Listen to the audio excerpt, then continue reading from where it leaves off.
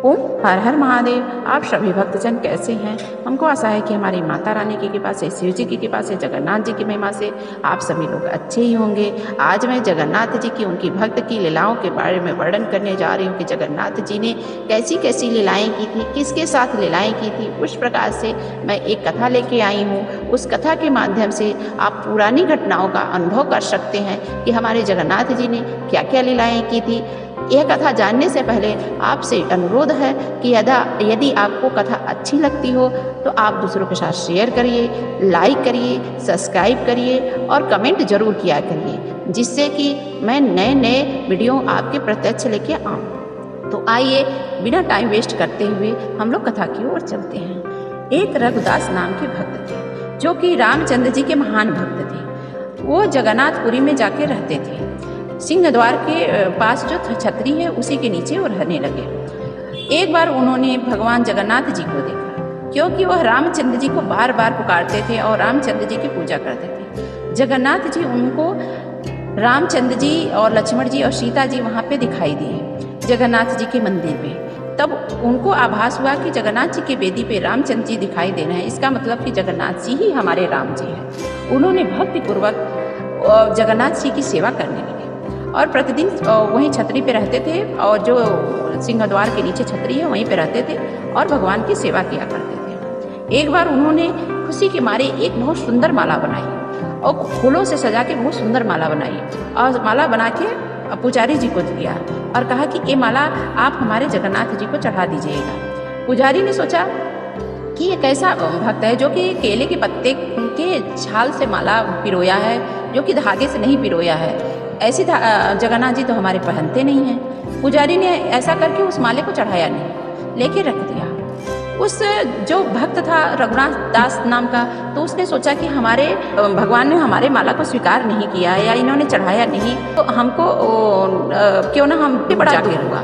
वह वहाँ से छतरी से उठा, अपने घर जाके रहने लगा। उसे बड़ा दुख हुआ। इस पे जगन्नाथ जी को बहुत बुरा लगा, क्योंकि जगन्नाथ जी तो बहुत अपने भक्त के बीच रहने वाले हैं। जो भक्त प्रेम से पुकारे या भला जगन्नाथ जी सुने नहीं, ऐसा हो ही नहीं सकता। जगन्नाथ जी को अत्यंत दुख हुआ। उन्होंने सोचा कि मैं कुछ न कुछ करना दिखाई नहीं दिया। जो भी वो चढ़ाते थे वहाँ के भक्त, सब फूल नीचे गिर जाता था। सब लोग सोचने लगे कि क्यों फूल हम गिर जाता है, क्यों माला भगवान स्वीकार नहीं करते हैं, क्यों जगन्नाथ जी ऐसा कर रहे हैं। उन्होंने जगन्नाथ जी से प्रार्थना करने लगे और सभी वहाँ के भक्त और सभी जो उनके जो वहाँ पे पुजारी थे, सब लोग मंदिर में सोने का विचार किया। क्या क्या ऐसा बात है कि मंदिर में भगवान आजकल माला नहीं पहन रहे। उन्होंने मंदिर में सोए, सभी भक्त सोए और सभी जो पुजारी थे वहाँ पे सोए। उनके जो सेवक थे, वहाँ के पुजारी थे, वहाँ पे पूजा करने लगे और जब उनको नहला के उनके स्वच्छ करके कपड़े पहनाने लगे तो उनके शरीर पर एक भी माला दिखाई नहीं दिया। भगवान ने मुख्य पुजारी जो थे उनको दर्शन दिए स्वप्न में और कहा कि तुम हमारे रघुदास नाम के भक्त का, जो कि वो इतना गरीब है, उसका माला नहीं चढ़ाया, इसलिए मैं नाराज हूँ। वह दुखी होकर अपने घर जाके रहने लग गया है। प्रतिदिन हमारी सेवा किया करता था, हमारी छतरी के नीचे सोता था और तुम लोग उसको इतना दुखी कर दिए कि वो घर चला गया। इसलिए मैं तुम लोग से बहुत दुखी हूँ, इसलिए मैं स्वीकार नहीं कर रही हूँ माला। जब से उसका माला हमको चढ़ेगा नहीं, तब से मैं दूसरा माला कोई अर्पित नहीं करूँगा। वह माला खोजा गया। भगवान जी की महिमा को जान के जब पुजारी तुरंत उठा और सभी को बतलाया, वो भक्त ने रघुदास ने बनाया था, उसी माला को ले आके भगवान को पहनाया गया। तब फिर भगवान ने को जब भी फूल चढ़ाया गया तब स्वीकार करने लगे। ये तो रही रघुदास जी की भक्ति।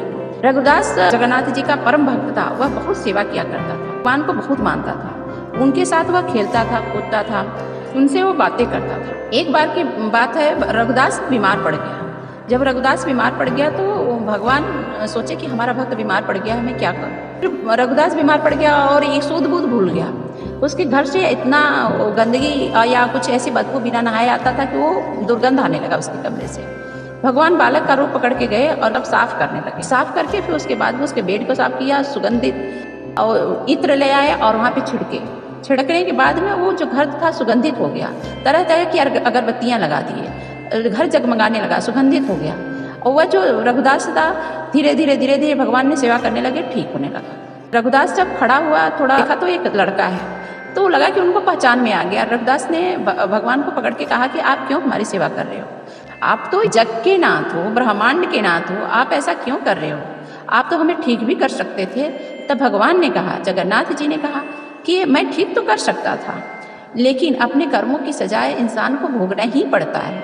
ये मैं इतना जो कर्म किए हो पिछले ज़माने का, तो तुम्हें तो भोगना ही पड़ेगा कि थोड़ा तुम्हें भी सहना जरूरी है। यदि इस समय में तुम्हें ठीक कर देता तो पूर्व समय में जब तुम जन्म लोगे दूसरे जन्म में, तो फिर तुम्हें भोगना पड़ेगा। इसलिए मैं यह सब तुम्हारा कष्ट हरना नहीं चाहता था और तुम्हारी सेवा किया। तब भगवान ने कहा, चलो ठीक है, जब तुम यही चाहते हो तो मैं 15 दिन की तुम्हारी जो बीमारी है मैं ले लेता हूँ। तो तभी से पूर्णिमा के दिन, जो ज्येष्ठ मास की पूर्णिमा होती है, उसी दिन भगवान को नहलाया जाता है। 35 घड़े से जगन्नाथ जी को, 22 घड़े से ये बलभद्र जी को और 18 घड़े से सुभद्रा जी को, सभी मिला के और भी सब देवी देवताओं को वहाँ के मिला के 108 घड़े का जल स्नान कराया जाता है। फिर उसके बाद भगवान हमारे जगन्नाथ जी बीमार पड़ जाते हैं। उसी भक्त की बीमारी अपने ऊपर ले लिया था, इसलिए वो 15 दिन के लिए बीमार पड़ जाते हैं। फिर द्वादशी के दिन, एकादशी के दिन वो ठीक हो जाते हैं। फिर उनकी रथ यात्रा निकलती है। तो ये तो रही भगवान जगन्नाथ जी की महिमा। और भी आप जगन्नाथ जी की महिमा जानना चाहते हैं, ये तो पार्ट 1 कथा थी। पार्ट 2 कथा में और आगे बढ़ेंगे तो और भी इनके जगन्नाथ जी, रघुनाथ जी की भक्ति की जो कथा है, और भी आगे चल के मैं कथा सुनाऊंगी और आप उसका आनंद ले सकेंगे। तो आपको कथा कैसी लगी तो आप जरूर बताइएगा। ओम हर हर महादेव।